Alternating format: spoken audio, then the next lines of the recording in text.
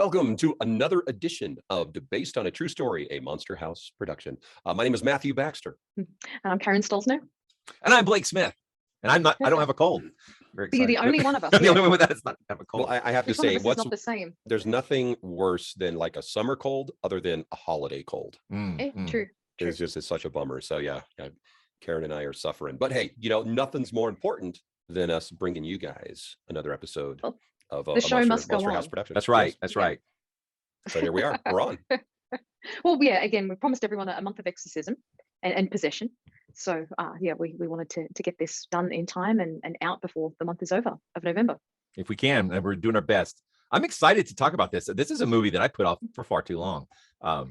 Today we're talking about The Exorcism of Emily Rose, a 2005 paranormal courtroom drama. It wasn't exactly what I expected. Horror courtroom drama. That's a really interesting description. So this was your first time then, like watching. It was.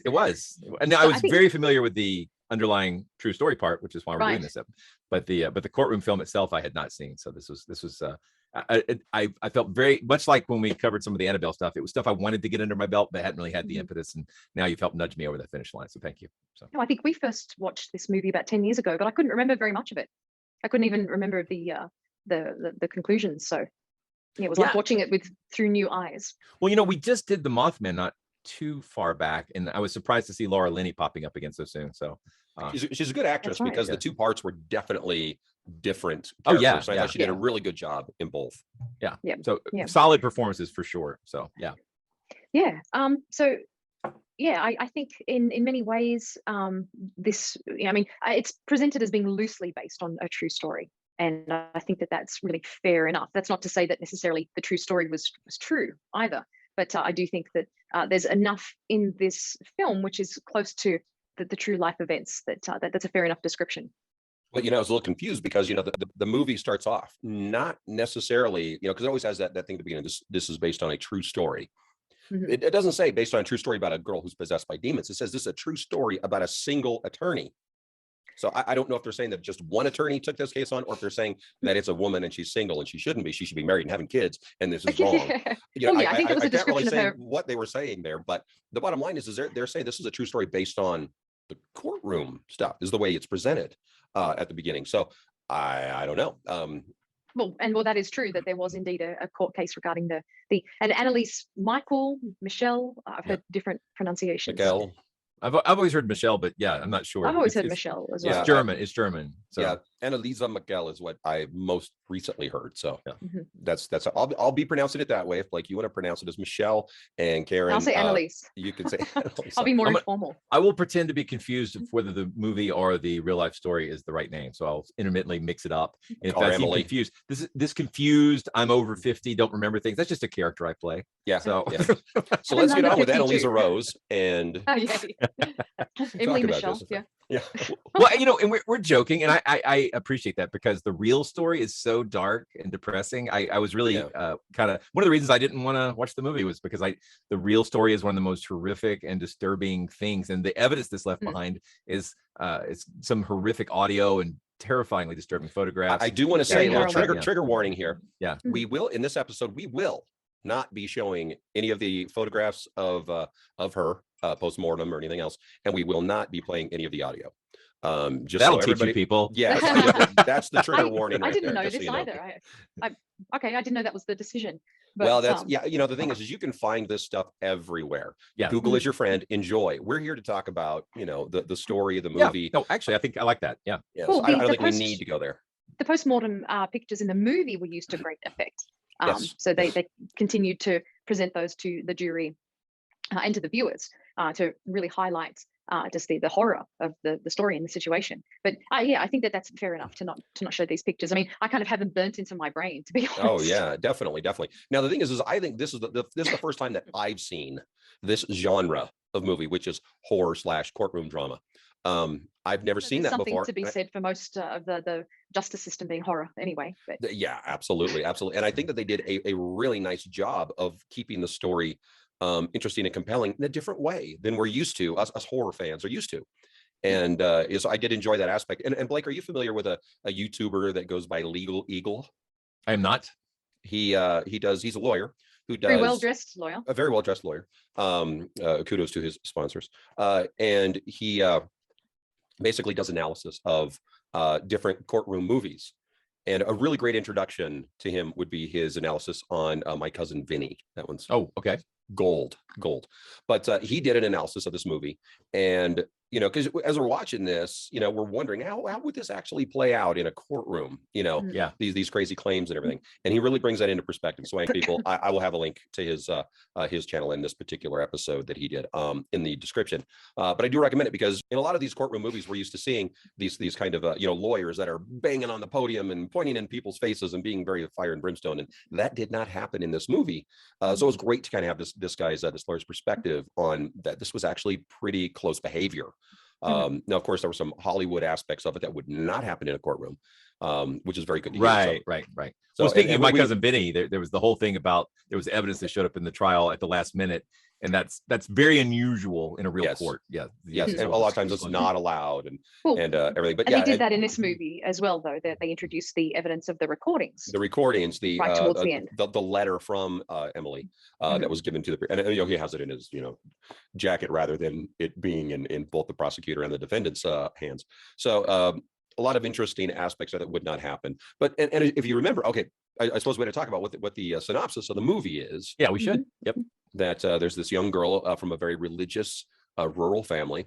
I can't tell where they are. I don't think they don't give exactly a setting. Yeah, I think it's Georgia. Let's say it's rural Georgia. Probably Kennesaw. Well, it was interesting because like the family's Catholic, but they kept showing them on this farm, and they kept like showing this outbuilding, this large outbuilding, and I kept wondering. I thought these people were Catholics, but here they seem very born again.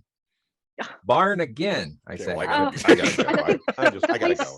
The place was kind of Texas Chainsaw Massacre. It really was very out in the rural. sticks, and then they would cut to the lawyer's apartment, fancy apartment with a cityscape in the background. She had a nice place. She did. Wasn't quite sure where it was. It was all right. Set. Yeah.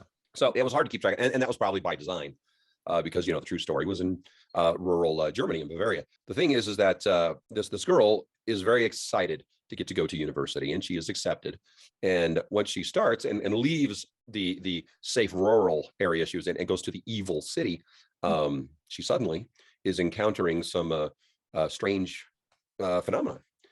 And as it goes on, she feels like she's possessed and ends up going back home, and the priest is called in to exorcise her. And the family priest. She dies in the process. And now the movie is based on the courtroom side of it, because now was it negligent homicide was the charge? Yes. So but yeah, much of the paranormal activity or phenomena that takes place is very secondary to the courtroom drama. Well, it's all flashbacks. Yeah. Yes, yeah. So it's an interesting take the way that they've done it. And there is a German version of the Anneliese story as well. It's called Requiem, that came out around the same time. I haven't seen that though. Yeah. There's multiple movies that tackle this particular true story. And this is the one that sort of hit it big, especially here in America. So it's perfect for the show. But anyway, so that's where the movie is basically focused on whether or not this priest is culpable. And I think it's done very well, and it's a lot of fun.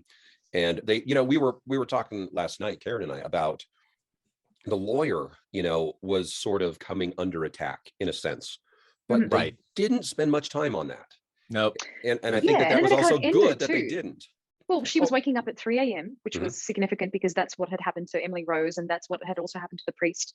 And that he talked about how he saw this hooded figure, and he continued to see that figure to that day. And I just think it's interesting that at the end of the film, when everything had resolved, the lawyer was suddenly going to sleep, and it was, I think, 11 o'clock at night, and she wasn't concerned any longer about the activity, and it just seemed to have she was spared a lot of that. Yeah, which is interesting. I mean, once you're kind of exposed to this kind of thing, it marks you and it follows you for the rest of your life, is what we're told. But in this case, she lost the case, but won the respect of the diocese and everything, and was offered the partnership in the law firm, and she gave him a big middle finger. Yeah, that was awesome. That was kind of like that there's sort of like the B plot was that she's a rising star, but is risking everything by the way this outcome might play. And then, the triumphant at the end, she's going to be her own lady. Could you do that again, but in a movie announcer voice? She's risking everything. She's risking everything. That storyline about the lawyer herself coming under demonic oppression, though, it rings true. Not that it literally is true, but it rings true we talk about this sometimes, where we've talked before about hauntings and how hauntings are kind of like they're a diagnosis. And like once you've decided you're being haunted, everything starts to fall into the haunting. And I think demon possession kind of feels the same way. Once you've decided you're being demonically possessed or oppressed, then any weird thing just fits right into that. And I that think that's probably what happens in real life. it does. Well, that's exactly what I was going to say. Like, outside of a movie situation, I think that anyone who experiences any kind of phenomena or believes that they do something paranormal like that, it really escalates. It's really easy to start adding things to your list, add it to your list. That's another thing, and that's another thing. Yeah. And if it doesn't fit, then it does not on the list. But that happened. We've talked before about the Skinwalker Ranch, and a new book just came out about that, and it's called Skinwalkers of the Pentagon. And the thing is, it talks about how the people who were investigating the Skinwalker Ranch started to have these events follow them home. They started to be followed home, and I'm like, okay. Right. Yeah. That's one interpretation. Or they see weird stuff and they're looking for weird stuff, and when they see it at home, now it's easy to just start aggregating that together. So I think it's a real risk to, like, once you start looking into this stuff, if you start doing that, and it's so simple, it's just so simple. Well, that's peculiar, plus that's peculiar, plus that's, and now it's clustered, and you've got a cluster of peculiar things, and you've got a label for it. So it's demons, it's aliens, it's poltergeist, whatever your label is. It's real easy to make that list and start putting things on it. I would say that's a thing you should be cautious about. Yeah, I agree. Yeah. This legal channel that I was talking about. One thing I want to kind of put out to him, if he happens to see this, with this courtroom drama, we've got, the stuff that in his review of this movie, he talks about how a lot of this. You remember the part where the woman from the kind of anthropologist is talking about. I did not like her acting. I'm just going to say right up front. But everybody is like this, and it was just kind of strange. They made her a lot more woo than she would have otherwise been. I mean, if she was an anthropologist, I mean, she just came across as though she was a bit of a true believer, and I don't think a true academic would have come across that way. Yeah, she came across very airy-fairy, and which is fine if that's how you are, but you're not going to be taken seriously in a court of law. And when he finally goes, I object, and the judge is like, on what grounds? And he's like, how about silliness? And of course, that was one of the things that legal jumped on and was like, nope, you don't say that. But he named off a few things I can't remember at the moment. But the thing is, basically saying that this stuff would not be accepted in a courtroom. So I think it's a hearsay or something like that. It's hearsay and irrelevance were the two main ones. Now, the thing is where is the line drawn? Because he's talking about how the courtroom is much more about facts and science. Well, I have some issues here when it comes to facts and science. We, as believers in science, believe that anything that is stated scientifically is a fact, but we actually don't know about a lot of things that we can't personally test. We take the professionals' words for it. So that's why they have expert witnesses and blah blah blah. But believers in religion and metaphysical things and all that do the same thing. They feel that their leaders have tried and experimented and figured out this stuff, and they can trust them. So when your priest says something, well, that's a fact for you. Just like if one of our scientists says something that we can't test, that becomes a fact for us. But you have a courtroom that is leaning towards science, but yet makes you put your hand on a Bible. Yep, good point. Where is the line drawn? It seems very blurry to me. I think that it's I honestly don't know.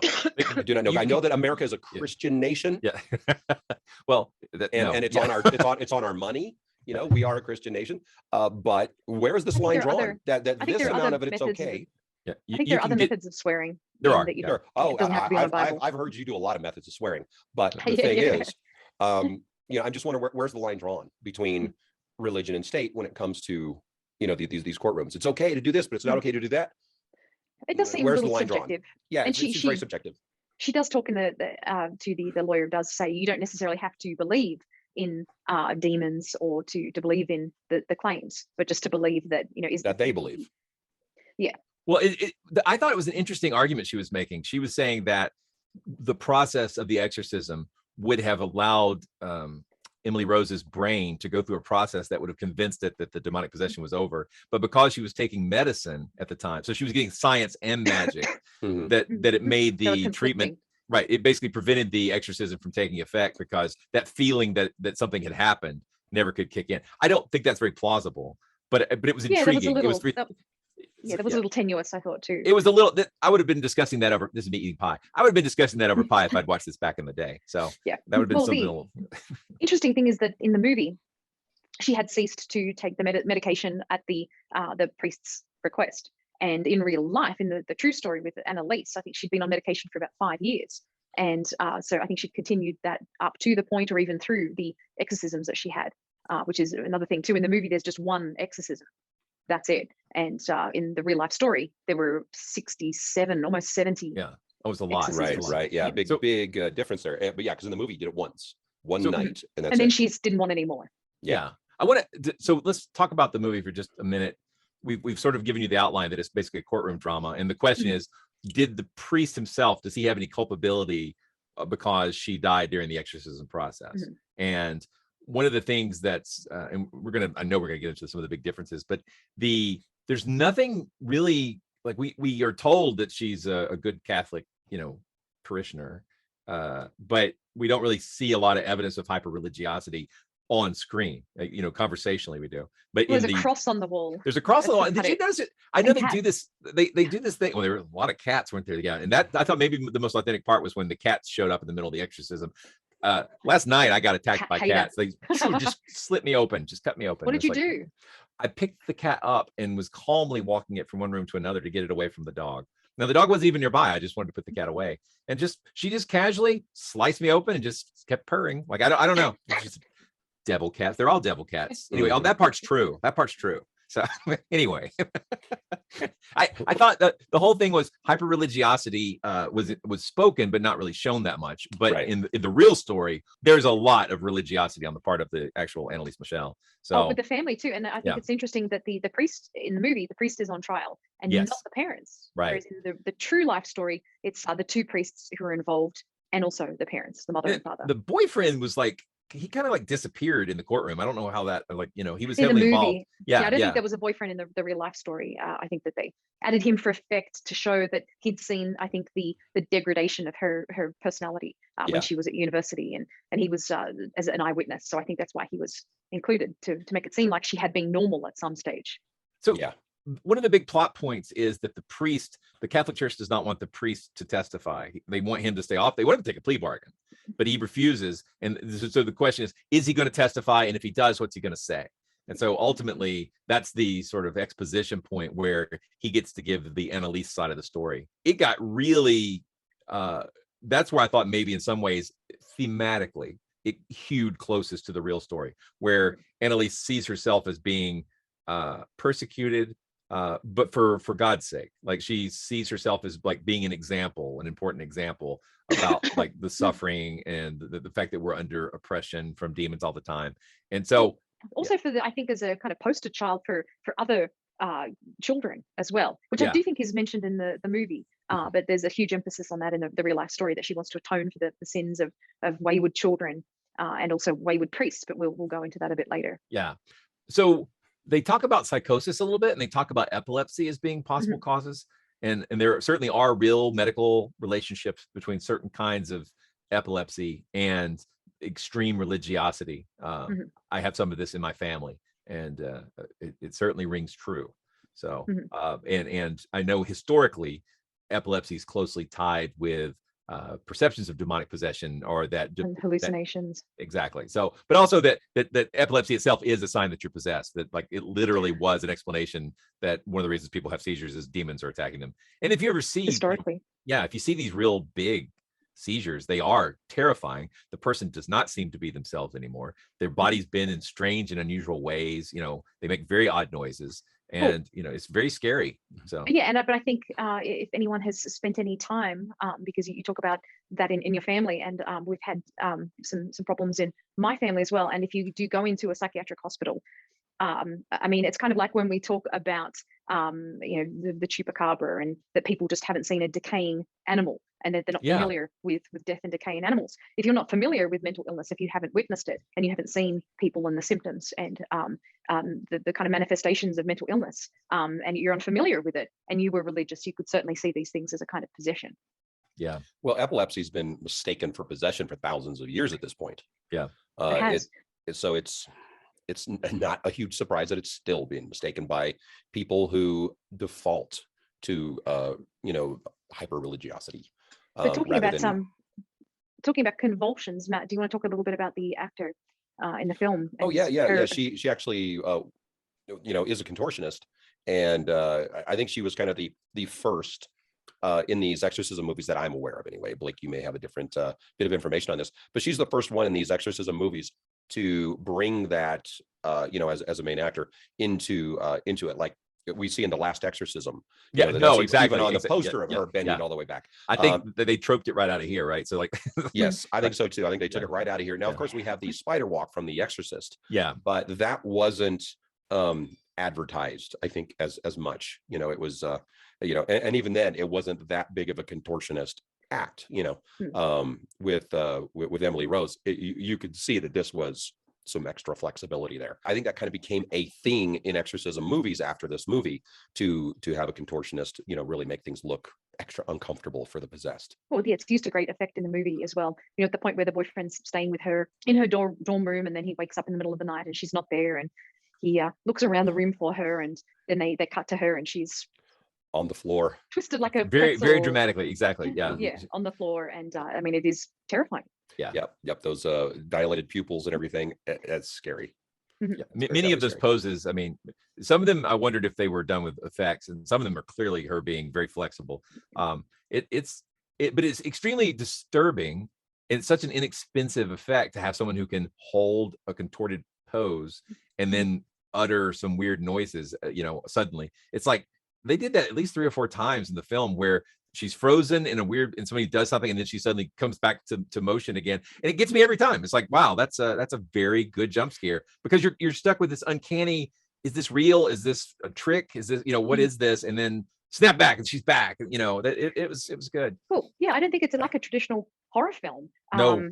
In the sense that it's not continuously meant to be scary, but in the moments where they're showing her experiences, where she's walking around the campus and looking at people innocently walking past, and their faces dissolve into demonic expressions, and so the things that she's seeing and that we're seeing through her eyes are definitely horror. But I think other than that, it's not a typical kind of paranormal horror film. But they completely ripped that off in the TV show Agents of S.H.I.E.L.D. There's one of the seasons they deal with basically these sort of ghosts going around, and when people get touched by the ghosts, that's the exact thing that happens. I mean, almost exactly that's what happens.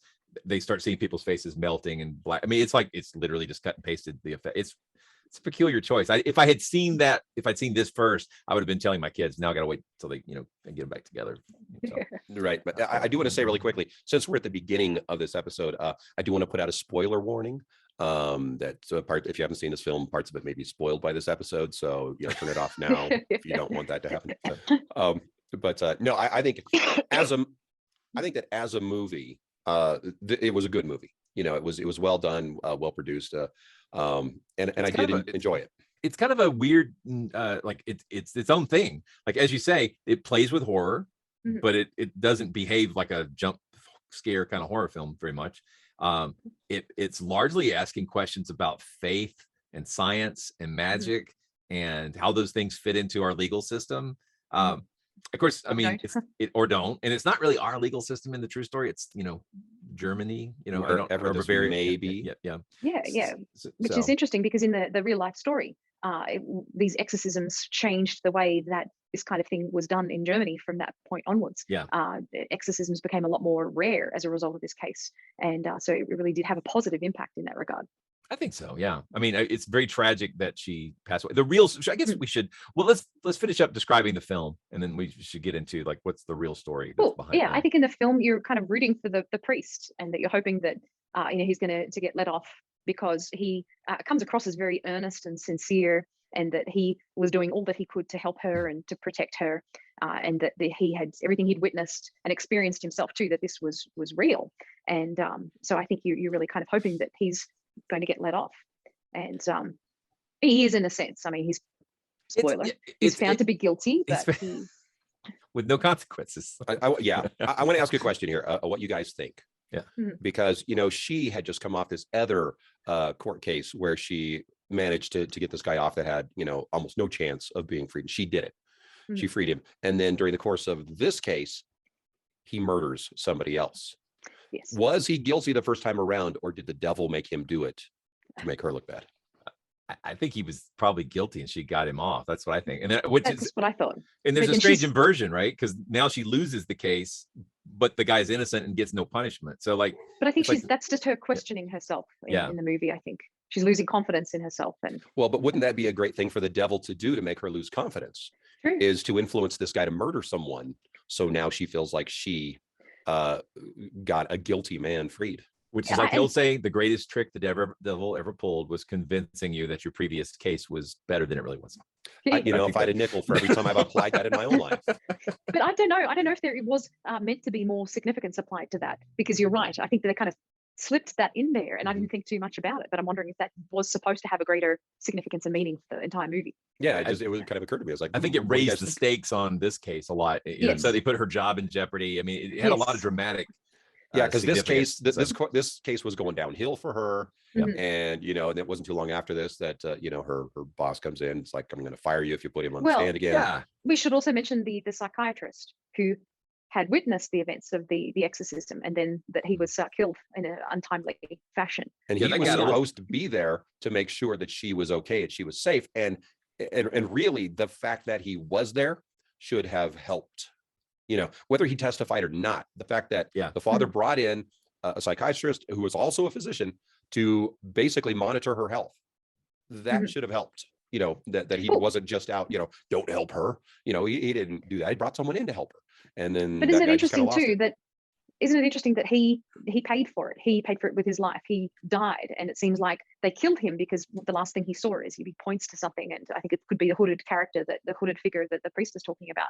Right. But then and then he rolled up on a hood. Yeah. That's, yes, he did. There's a lot of hood there. Yeah. And then and so can I make a comment? I'm sorry, Karen, go ahead.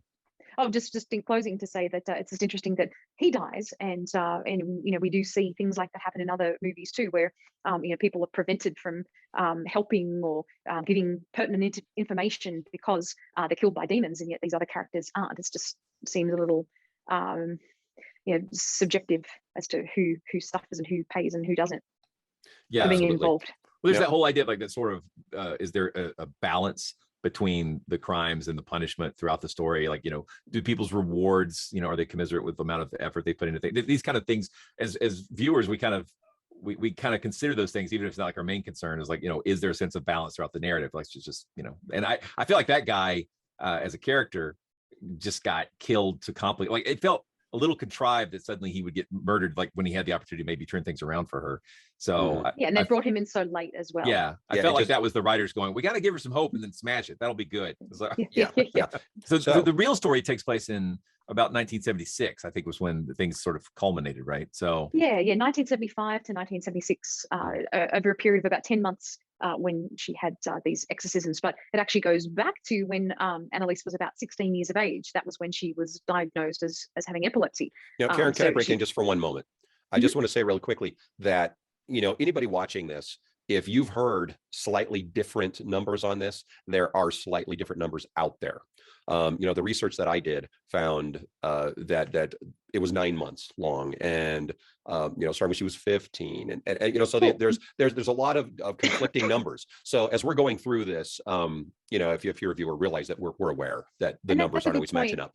And I think that is typical of all of these things that we come across, that when there's a wealth of information and misinformation online, we're always going to have these conflicting statistics and dates and names and bits of information that are different. So yeah, absolutely, this is a kind of ballpark figure, I guess, for exactly what happened. But which source is the right one right now? We don't actually know. So so I guess we're kind of doing a comparison of this information to the movie. So it's not necessary that we get everything exactly right, but I mean, basically it's around 15 or 16 that she suffered a seizure, and she was diagnosed as having epilepsy, so temporal lobe epilepsy, and she was put onto medication called Dilantin, which was an anticonvulsant, anticonvulsant, and so apparently that didn't help her. So she was, this is typical for a lot of people who suffer mental illness. They're put on one medication, then switch to something else, and end up being on multiple different kinds of medication. And I think in the movie too, they tried to downplay her mental illness,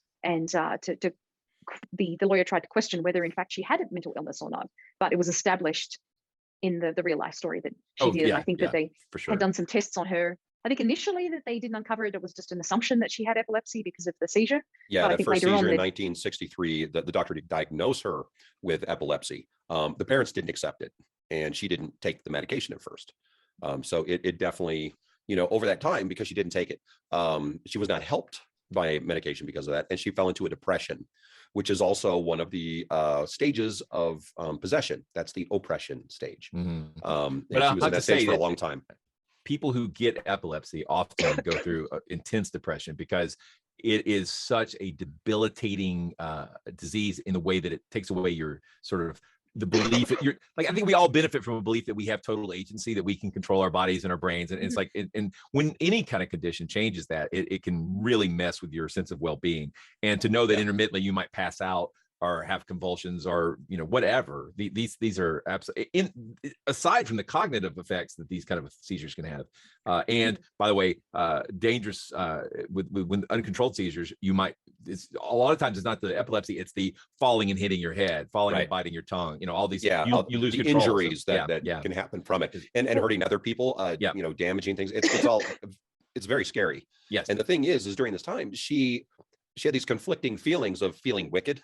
And she was being punished for that, or that she should punish herself for the sins of others. So she had these conflicting sort of emotions going on with that. And, so she would force herself to sleep on the floor. She would, on a very cold nights, she would sleep on the floor with no blankets and just force herself through that, which did not do anything for her immune system either. But I'm sorry, go ahead, Karen. Well, I just wanted to make a point going back to her medication too. From what I've read, it seems like at times she was over medicated and she was on multiple different kinds of medications. And then at other times she was under medicated in that she wouldn't keep her supplies of medicine. So she would sometimes have a few of her tablets and then or go for days without. And then she would take extra amounts once she'd gotten a hold of the medication again. So that was really throwing out, I guess, her body's levels of these medications. And I think that would have had as much of an impact as the illness itself. Just taking large amounts of these kinds of medications and then none of them and kind of yo-yoing with the medication. I think that would have really heightened a lot of the things that she was experiencing. Yeah, you see, the thing is they were really refusing, her family and her were refusing this diagnosis until she had a one particular seizure that she felt the devil actually appeared to her in her hospital room. She was too frightened to tell anyone, but because of the seizure, they gave her another EEG. Now, they'd given her a previous EEG and it didn't show anything that there was anything wrong. And that was one of the reasons they were like, no, she doesn't have epilepsy, that's the devil. But the second EEG, which I have right here, this is actually it. This spike right here, and here's a slightly different view of it. These two spikes that happen right here. This shows this abnormal sort of brain function. And it was at this point that they finally accepted that she had epilepsy. And that's when she really started taking the medication. And it wasn't too long after this that she was also accepted to train as a religious studies teacher, which was kind of a lifelong dream for her as well, or not as well. It was a lifelong dream for her. But so, yeah, I mean, there's a lot of strange things kind of going on here. But yeah, that's when she started, really taking the medication. And as Karen said, it wasn't doing, what it should have been doing as advertised. But I think that with some of the symptoms that she was displaying, things like aggression, and she was even drinking her own urine and eating insects, and some of those things are depicted in the movie as well. But that kind of escalation was really a product of the inconsistent taking of the medication. But then a lot of other symptoms she was suffering were really classic for these kinds of conditions, where she was hearing voices and she was seeing things. And even in the movie too, sometimes they made some of the symptoms seem like sleep paralysis as well. That she was. They did, didn't they? Yeah. Feeling that oppression in the room or on her chest when she initially wakes up at 3 a.m. and starts experiencing everything when she's on campus. That's also an epileptic thing. If you're having a seizure and you are seized up, you have those hallucinations. You can have those hallucinations at that same time. And that is similar. It's not the same thing, but it's similar to sleep paralysis. And yeah, so I think that was depicted okay at that time. Well, one of the things that can happen up there. Yeah. Sorry, Matt, you froze up, and now it's catching up. That's awesome. I wonder how that's going to be on the video. Hilarious. Yeah. The now I forgot what I was going to say. The You were talking about epilepsy. Paralysis or- ambiguity in the film. They showed things the scary way, which I think we're supposed to see, well, in this case, Emily Rose's perception of what's happening. And then they would play things back during like the prosecution's narration during the trial. And you would see the same scene, but without her having supernatural effects. And I thought that was neat, because the ambiguity is like the real, question at the heart of this is what's real. Is it the things that we think are real? Is it the things that she perceives? What's the actual reality? But one thing true for both the movie and the real case, in real life in general, is I think for many people, they can happily live in a world where they have faith in their religion, and then they also rely on the best scientific medical advice.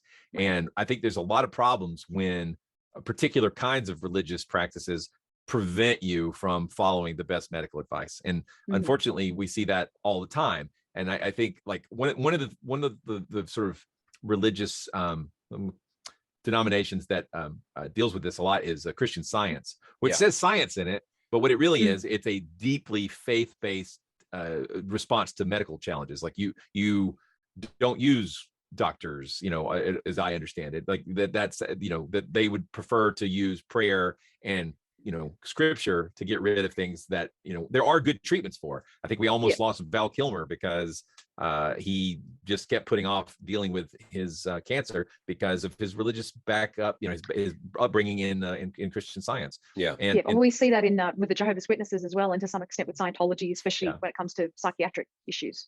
And I'm sure within any of those groups there are different practices based on who your pastor is and what your personal views are or whatever. But I think in a perfect world, if you're going to have faith in your religion, it ought to have room for also getting the best treatment possible. Otherwise, you just go on to find out what's on the other side a little faster, and I don't think that's really the best outcome. So absolutely, that's definitely what happened in this case. But so as well. The thing is, as she's going through all this, she ends up getting tuberculosis and everything else. But she's trying to hide what's going on, inside of her head as much as she can. And then finally, at one point, she ends up sort of revealing herself because she writes an essay for school called Coping with Fear. And in that essay kind of reveals a lot of what she's going through that people didn't even realize. And she ended up having a vision from the Virgin Mary. And this is before the exorcisms even started. She had this vision from the Virgin Mary, and Virgin Mary explained to her that she was to atone for the lost souls of the land. And it was at that point that she gave up her medication. So really, it was her that gave up her medication, not the priest saying you need to give up the medication. So she stopped her medication after she had this vision from the Virgin Mary. And that's when things started going crazy. And then, the priests are brought in. And Karen, you speak on that. Well, I was just going to say too that in the movie that Emily Rose is visited by the Virgin Mary as well. We don't actually see that, but right towards the end, I saw it. That's you sorry, but that's detailed in the letter that she writes to her priest. Yes. But as you were saying, so there were two priests involved in the real life case as opposed to one, and their names are Arnold Rentz. I think he was the priest who was given permission from a bishop to perform an exorcism, and the second priest was Ernst Alf. And so he was the one who was primarily involved in this case to begin with. And he claimed during the trial later on that she did not look like an epileptic and that he'd never seen her experiencing seizures. So I really do think from all that we've read about this, that they were very instrumental in a lot of the visions that she was having and the experiences that she had, and really bolstering her belief that these were religious and that she had some kind of purpose from God and the Virgin Mary, that she was, she said at one point herself, I want to suffer for other people, but this is so cruel. And then later on, she said something about she wanted to die to atone for the wayward youth of the day. And she also said the apostate priests of the modern church. And Matt and I were watching, I can't remember, it was actually a video about I think a psychiatrist who was looking at this case. And he was talking about some of the, because I think in the movie, wasn't it 9 different demons that were? I thought it was 9 or 6, I can't remember. Could have been 6 or 9. But demons that she'd been possessed by. And in the real life case, she believed that she was being possessed by a range of different demons and former people as well, from Lucifer through to Judas Iscariot, Hitler and Nero. And also there was a priest that she referred to, and his name was Fleischmann. And it turns out that he was a priest who lived in the 16th century. and that he was known for being an alcoholic, and I think abusive and having sexual relations, and beating people up, and yeah, he and was a bizarre guy. Yeah, and it just really seems to me, from all the things that were said by these priests who'd assisted her, that they're really goading her into believing that she was some kind of, poster child for children, wayward children, and also for these bad priests. Yeah, I mean, in the film, they even talked about the priest said he thought she would become a saint in time, and I thought, that's that idea. And they also talked about the grave becoming a monument, and that is, weirdly plausible. I mean, and the real life one is the real life. Yeah. Anneliese's, it's a pilgrimage for a lot of people. Yeah. Well, Karen, you were just starting to scratch the surface on the one priest who was doing the exorcism. I can't remember which one it was, but it was reported that he may have had a psychological issue himself. Yeah, that was, I think, Ernst Alt. Yeah, and Alt. They were sort of Anneliese and wait, are you saying he had ulterior motives? Yeah. Kind of, but they were kind of feeding off each other's psychosis, if you will. Absolutely. And it was, that just like a Philly dude. Yeah, exactly. That was really, that was really being a problem, in that sense. But yeah, I mean, when there was one point, because I mean, these exorcisms were so extensive. Like what I have here was twice a week for 9 months for 6 hours a day. Mm-hmm. And I know that Karen found slightly different numbers, but they still pretty much equal the same amount of overall time. And around the same. Yeah, there was one point where they were about an hour and a half into the exorcism, and one priest says, "Let's take a break and give Anneliese some rest." And she spouted out with, "Rest? There is no rest here. It goes on and on." And it's there was so much of this feedback to keep things going, at all times. It was a very interesting thing. But yeah, she was like 68 pounds. I was about to say lots of feedback, but not much feeding. Yeah, exactly. Yeah. No. When she died, I mean, it was really of a number of things, the causes. That was dehydration and malnutrition. As you mentioned, that she had tuberculosis. She also had pneumonia, and apparently she had broken kneecaps from genuflecting so much.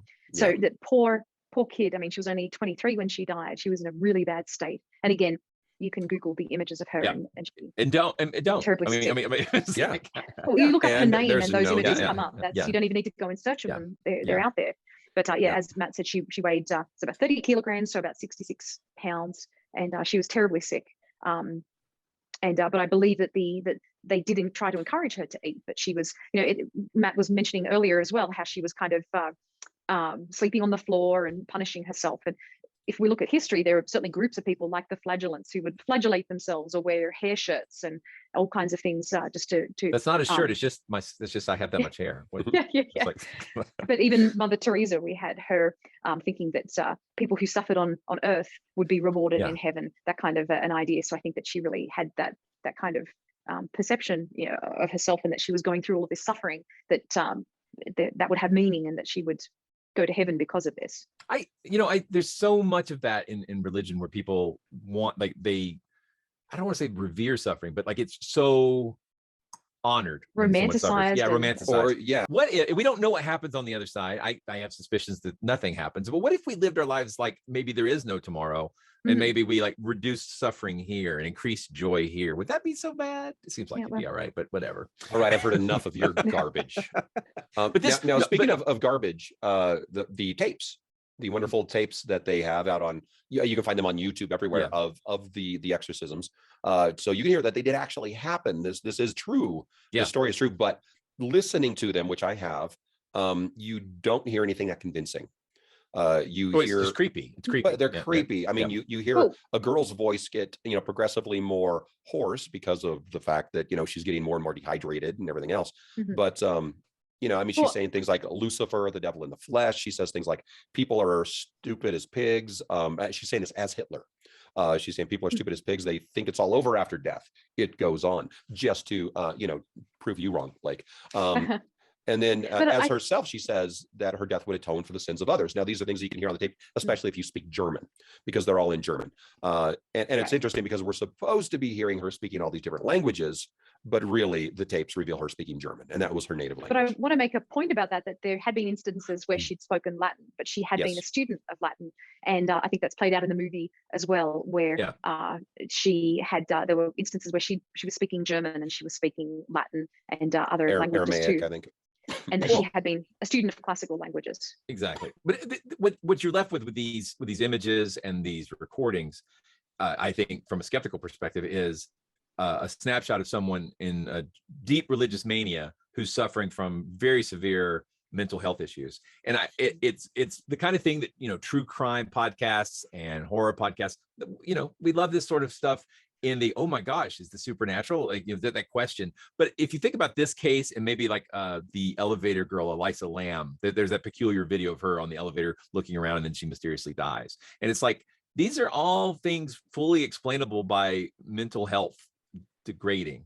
And it's just tragic in multiple ways that she died unnecessarily, and that her death has been turned into simultaneously a cautionary tale of exorcisms are dangerous, and at the same time as a religious story on a pedestal of a girl, you know, approaching sainthood through her holiness. And it's like, well, yeah, okay, I'm sure that the world needs more saints, but it'd be great if we just had a, you know, a nice full life for Anneliese Michel, that she had just gotten to live a normal life through proper medication and healthcare, you know. So, well, further to you saying that, there was an investigation that was done after her death, and the state prosecutor had said that up to about a week before her death, that something could have been done, that could have been prevented. Could have been saved. And I mean, it was just a very long, drawn out, protracted death for her, and that's really all that happened. I mean, no one was saved, and no one's going to be saved because of what she went through. It was just suffering that was unnecessary, incredibly sad. Yeah. Well, and then to make things more interesting, 2 years after her death, a nun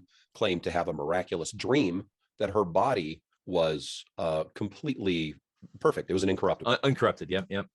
And they did exhume her body. Yes, they did. How'd they go? It was so bad that nobody outside of the medical examiners were able to look at the body. It was they said corrupted. it was too badly decomposed. And of course, the family did not accept this, and there's a reason they didn't. I'll share another image with you guys. Now, we have here. Well, they didn't get to see the result, did they? No, they did not. But you see here, this is the casket. Now, the picture is not good. It's a very, very bad picture. But as you can clearly see, the hand of the devil is on the casket. And let me know when you see it. Yeah, so not even seeing any pareidolia. Well, I don't know what's wrong with you guys, but this will help. I'm hoping. Really? Yeah. Really? Yeah. Really. Pretty tenuous again. Really. Well, the thing is in the picture that I'm showing you, the main picture that I'm showing you, you don't see that hand. It's not there. And it looks pretty photoshopped on the other picture. Yeah. But this is what's floating around the internet as proof that the hand of the devil was on her coffin. And it's not very convincing at all. And the interesting thing is you could only see this in a very terrible picture. You see this is really blurry. And it's interesting because when you look around on the internet, there are plenty of pictures that are crisp and clear of her casket. It's always the blurry shots of Bigfoot. Yeah. Right? Now, of course, I was messing around and I was, bringing down the quality of this picture and then putting some hands on it. But then I thought, you know what, this is dumb. So I stopped. But that's the thing is this is just not believable. But it gave the family a reason to believe, that and I think they would have believed regardless. Yeah. Right. So that is definitely another unfortunate aspect of this that's getting pushed around. But yeah. I think it's just one other thing that I want to add is I grew up. My brother was a big fan of the Sex Pistols. So he's a Sex Pistols connection to Thank you for sharing that. I'm not sure where this is going. Well, not done. Oh, I get it, because she was rotten and Johnny was rotten. Okay. Well, Johnny rotten. So John Lydon was the band he was in after the Sex Pistols was Public Image Limited. It was indeed. There was a song called Anneliese. And so I remember hearing that when I was a kid. And that song came out about 2 years after Anneliese died. And so it was actually about that case. And I didn't know that. So I'm going to have to go back and listen to that again and pay attention to the lyrics. But that's just an interesting kind of pop culture reference. He did. Yes, based on the Irish kind of grieving. I could be wrong, but I could be right. Could be black, you could be white. Yeah. Yeah. Well, he's kind of both. So for our public image limited fans out there, like, let's talk through the lyrics. Okay. Yes. Yeah. That can be another episode. Yeah, definitely. But yeah, I think that in terms of a lot of the movies that we've looked at in the series, this one probably comes a little closer than other ones that we've seen. You know, they didn't give a setting in the movie to kind of keep that blurry. Only the priest was on trial, and he was a completely different kind of person. Yeah. But he was found guilty, like in the real case. Like in the real case, they had 3 years probation. So in a sense, they didn't really get any consequences. Because, you know, what's a priest going to do? Go out and rob a bank right afterwards? I mean, you keep your nose clean for 3 years, you're good. Yeah, well, sometimes priests have a difficult. Never mind. That's well, you know, the thing is also a lot of things are not overlooked. So that's right. Not all priests. Hashtag not all priests. Yeah. But yeah, and as they say, it's only loosely based on the true story, and there is that focus on the court case. If we've offended anybody with our coverage of this, and it's because you're a Christian, forgive me. Okay. But in these times in particular, and I think it's generally good. Listen to medical consensus. I don't mean there's always going to be some outlier somewhere, but if almost every doctor is saying follow this protocol for your condition or illness or whatever, well, please listen. You know, yeah, it does seem like in the case of Anneliese, though, that the medication wasn't working for her, or that particular medication, the medications that she was on, and you do have to wonder what would have happened if she had not been religious, how this would have played out. Yeah, she might have still had seizures, you know. Well, but to Blake's point, though, you know, what Blake said there a second ago that I think needs to be dug into a little bit more is, you know, if what someone's telling you, you know, he's saying listen to these experts, but get a second opinion. So if one doctor's telling you something, get a second opinion and get another expert in there too. So you're not just listening to one, but you're listening to several. And if they play golf with each other, maybe get outside the circle, right? Yeah. Indeed, but a second opinion, I think probably would have helped her considerably. And I think that goes for, you know, your cult leaders as well. Get a second opinion, and you might find a larger truth. And think for yourself as well. Listen to me. But anyway, it's a good movie, and it's definitely worth watching. And the true story is really tragic and just pretty depressing. It was not a good date movie. I mean, I enjoyed the movie. Not a good date movie. You know? No. You tried that? Not like The Entity. No. Oh, yeah. Oh boy. No, we set the bar so high with that one. Yeah, we really cover a lot of date movies on this channel. Yeah. Well, maybe for Monster Talk fans, but yeah. If you choose to support one podcast / YouTube channel this next year, we do truly hope that it will be this one. And you can support us in a number of ways. You can like, subscribe, you can comment, listen, and watch till the end of each episode. All those things are great. And then the other wonderful thing is become a patron. And we really appreciate it. We can keep things going. And like I said, if there's only one that you want to support this next year, think of us. Have you? If you go ahead, Karen. Sorry. No worries. We please also get in contact with us if you've got ideas for shows, whether it's the regular podcast or whether it's our YouTube series, Monster Talk Live, or Based on a True Story, or also Matt's series of Ask a Paranormal Investigator. If there's anything you want us to look into or that you're interested in, please let us know. Yeah, I was just going to say that you've never seen any videos of my children starving outside of a village or not having a Diet Coke in their hand, largely because of support from listeners and viewers like you. So there you go. But thank you everyone for tuning in, and we really look forward to doing this again next time. We'll see you. Happy guys. Thanksgiving.